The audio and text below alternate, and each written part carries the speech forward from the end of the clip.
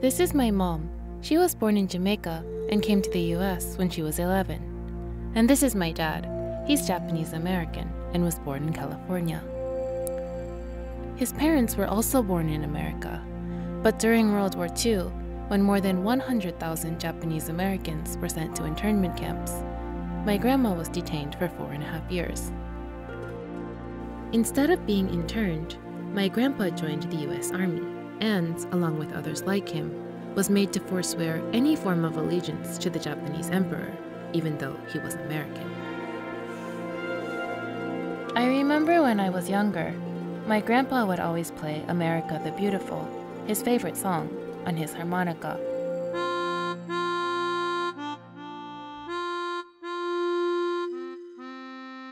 My grandparents were Americans, and they considered themselves as such, but that wasn't enough.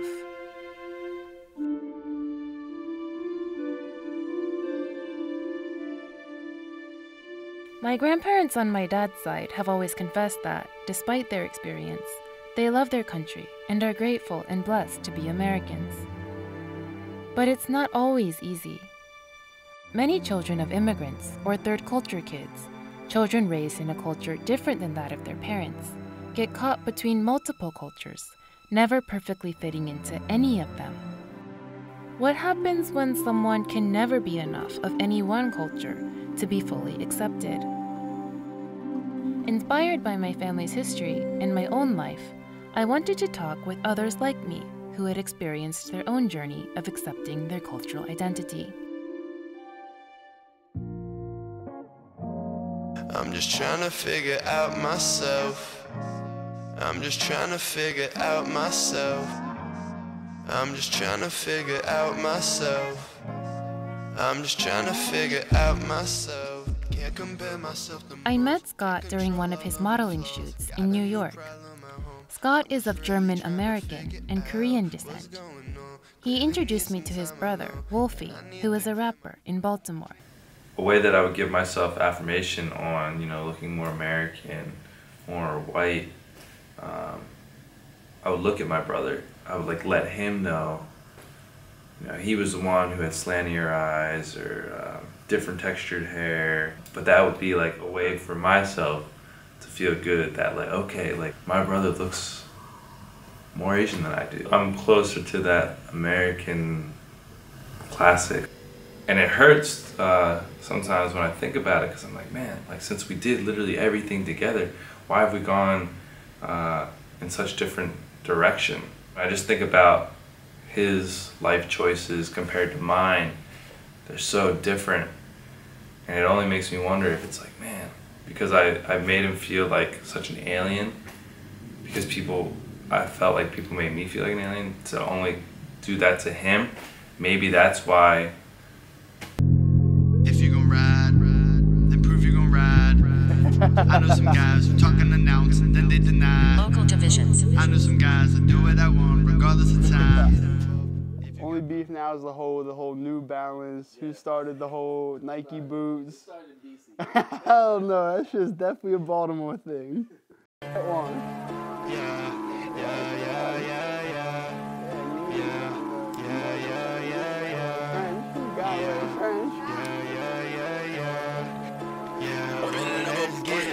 Popping the pill, man, I'm on. Sipping on something, I'm floating. Grass loud in my backwood. Y'all know I stay smoking. I met with the brothers in Baltimore, close to where they grew up.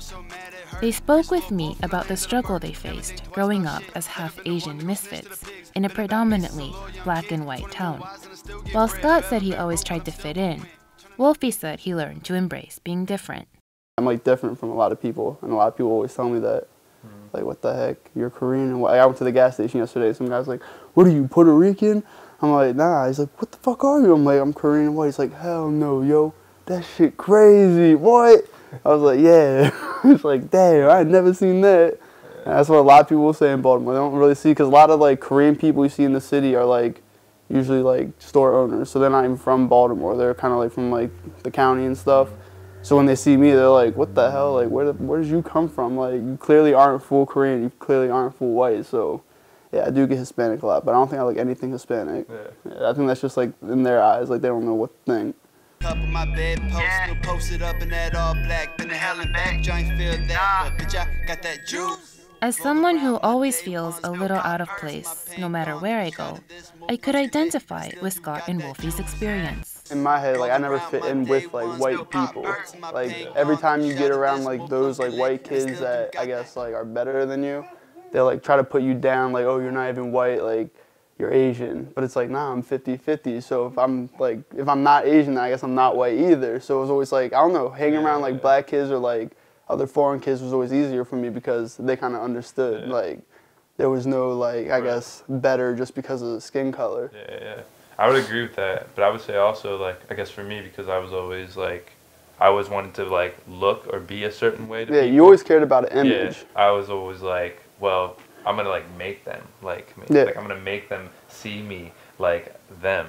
Whereas, like, for you, it may have been like, oh, like, fuck it. Like, but I did have that point. Yeah. Towards, like, senior year, I started wearing vineyard vines and all that just to fit in. And I accomplished it all. I started going to the parties with them, but then I realized, like, damn, this shit sucks, because I was, like, addicted to drinking, like, literally had to go to AA meetings and all that before I was even, like, grown. So it just I got, like, a lot of, like, negative, like, I thought it was going to be better for me just because the image was like, oh, you're hanging with white kids, like, you're not getting in trouble, because that's what my parents always thought. But in reality, it really destroyed me, like, lost completely of who I was, like, just really wasn't, like, I guess, like, official, like, with myself. You were, like, the older brother, but I feel like I took all the hard hits. Like, damn, Wolfie's bad, Wolfie's this, like, he keeps fucking up. But, like, with you, it was always, like, you weren't like that. So I feel like it's a dirt bike, kind of, like, it's a motor. Open a door for you to kind of be more, like, lenient with what you're doing. Shortly after our meeting, Scott headed to Thailand for work. He said that through his career as an actor and as a model, he hopes to become a face in the media that other kids of multicultural backgrounds can look up to. Even though I am considered an American, I still feel foreign because of just growing up in a school system, growing up in a world where, like, what is considered American is white. I love history. Just learning constantly about, like, old dead white dudes and what they did for this country, and I don't feel like I can necessarily relate to any of that. It's like, I don't have blonde hair, I don't have blue eyes. Growing up, I always wanted to fit in, so I always sort of tried to do many things. Whatever at the time was maybe considered cool, maybe fun. But what held me back from thinking that I could be cool was purely based off of the fact that I was part Asian. I think that's really important is to have more people that may look like me or whatever go through the same things that I've gone through, to be able to have a face in some sort of way in the media where the younger generation can really look up to. Until the idea that my encounter with any person in my day-to-day, the first question they ask me is, what's your ethnicity, what's your background? Because once that isn't asked, then we will all feel like we're on the same page, we're all American. Scott and Wolfie's experience of always feeling like they were never quite enough for any of their own cultures was strikingly similar to mine. I realized that actually, our experience as third culture kids or second generation immigrants is quite common.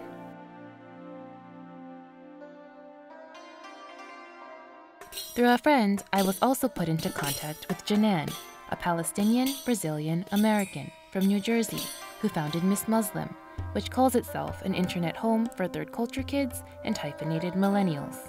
My lowest point was my sophomore year of college. I really just wanted nothing to do with who I was, where my family came from. I felt really restricted and I felt like I was missing out on a lot of life experiences because of my culture and because of my religion. And, you know, on one side I was, you know, the exotic Arab chick in college. And then on the other side I was like you know, the girl that was too American for the Arab communities and all the Arab clubs that, you know, my university had. I just couldn't fit in anywhere, you know, and so that got me to a point where I was like, screw it, I want nothing to do with anything, until one day it kind of all changed.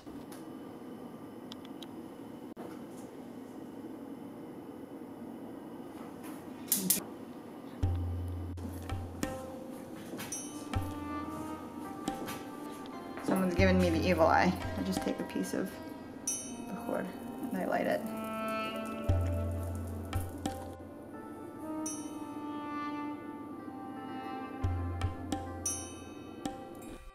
I visited Janan in Hoboken, where she lives with her husband, Saif. She spoke to me about growing up as the only Arab kid in school. So it was when I was in elementary school and we would have snack time and lunchtime. I was the kid that was bringing hummus to school. I would have Lebanese sandwiches. I would bring falafel. I would sometimes, you know, if my grandma was over the day before, she would make pastels, which are like Brazilian empanadas.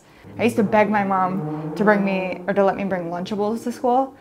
And I was never allowed, but that was all what the American kids were bringing to school.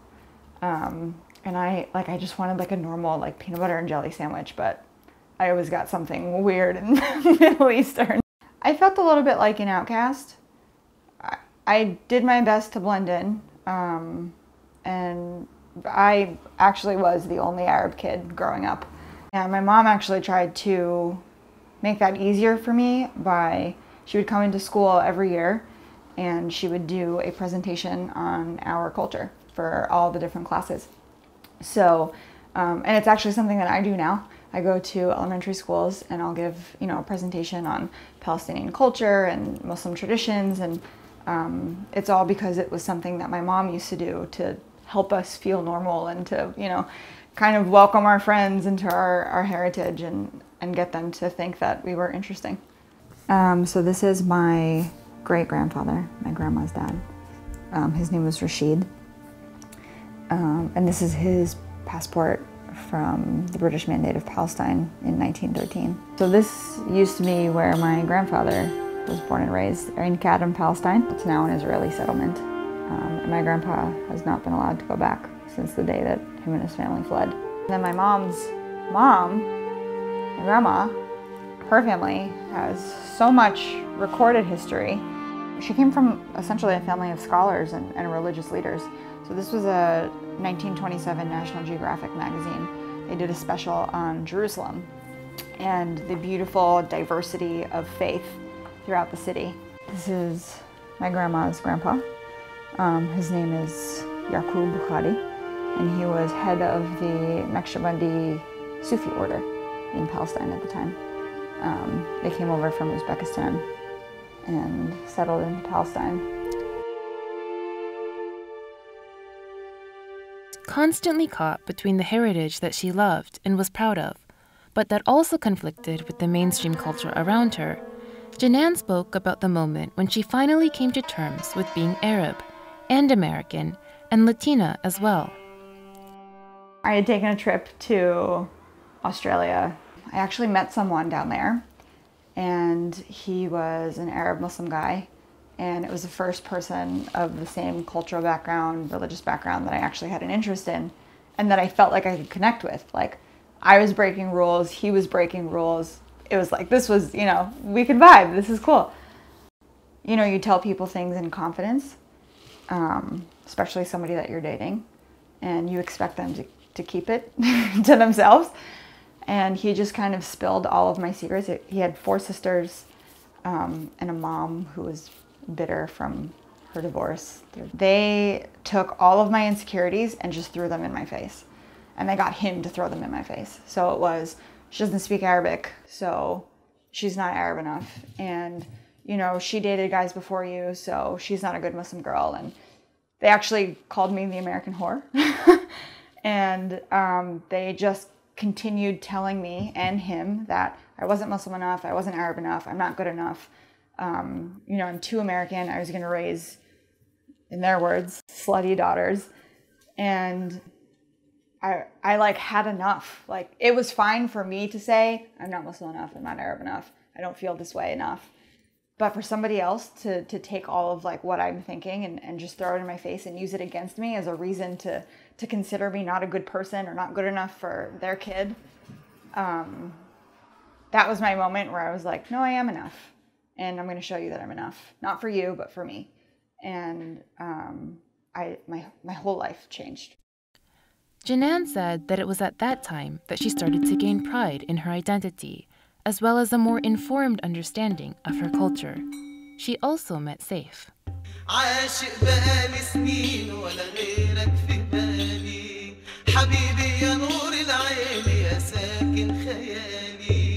I don't feel like I'm not enough of one or too much of the other anymore. And it was really important to me to find somebody who was more in touch with the Arab language and the Arab culture, and my husband is that person. But that didn't mean that being Arab and American and Latina was easy. I think this last election was just a really hard blow. Trump ran his entire campaign on hatred of the other, fear of brown people, black people, called Muslims terrorists, made fun of Arab culture, made fun of Latina cultures, called us rapists, said that we were stealing their jobs, and then just kind of shat on women. And it was like, everything that he had a problem with was everything that made me who I was. It made me so sad. Like, I went through a really dark period where I was pretty depressed, and my husband was like, you have to be able to separate like personal life and politics. And I just remember saying, I can't do that. I don't know how to do that. My whole life has been political. My entire identity is political. That's why Joanna now uses her voice to empower herself and others like her. In January of 2017, she joined the Women's March in D.C. and was featured by Mike. Probably the most empowering thing I've ever seen in my life. I'm in the capital of my country, surrounded by all of my citizens, and I've never felt more American before in my life. And this is just a really awesome feeling. Although times can seem hopeless, now is not the time to be silenced by fear. We are stronger than the evil that is trying to take over. It was really hard for my parents when I started, being vocal about things I believed in, because it wasn't what they were used to. And they grew up in a time where talking about something that wasn't part of popular opinion could cost you your career, could cost you friends, could cost you your citizenship. Like, it was a totally different world when they were my age compared to now. And I remember one time my dad had actually told me either, and this is going to sound really harsh, but he meant it in the most loving way. He said, either change your name or shut up. Because he just thought that the more I spoke and the more active I became, the harder my fall was going to be, and I was going to bring down my whole family with me. I just wanted to share my story. Like, I think that I grew up, thankfully, with parents who were so wonderful and supportive and telling me that I should be proud of who I am and where I come from, and I should be proud of what makes me me, and be unique and do whatever you want to do because you can do it. I kind of want to be that person that tells people it's okay to be who you are, you should be proud of it, be unique, whatever makes you weird is going to make you awesome when you're older, so I don't want anybody to ever feel alone. And every time I share my story and somebody connects with it, I feel like I made just a little bit of a difference in someone else's life. I blend in well. When people ask me where I'm from, I know that they're expecting a short answer, but I always find myself fumbling over my words, trying to come up with a quick explanation of, well, my family is from Palestine, but my grandfather moved to Brazil accidentally. So my grandmother on my dad's side is Brazilian, and my mom was born in Jordan, but I guess I'm from New Jersey. And that's usually cut short by me having to explain what Palestine is and where it is on the map. You see, growing up, I never fit in. I've been carrying multiple identities with me through life, but I've never been enough of any of them to be considered whole or a part of any one community. I am forever a hyphenated person here. A third culture kid, if you will. Someone raised with the beliefs and traditions of their family's place of origin, but geographically removed from that homeland and placed in a region of the world, often with conflicting views. Pushing back against your true identity, or only trying to identify with small pieces of what you believe will be accepted by everyone else, is doing a disservice to the beautifully complex and whole person that you can be. Thank you.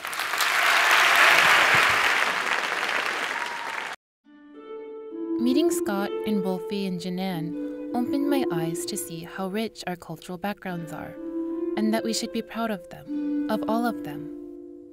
Even though others might see us as just half, or part, or not enough, actually, we are fully all of them, and that is enough. I think I might never be completely comfortable in any one culture for the rest of my life. But I'm comfortable with myself, and I love all of my cultures.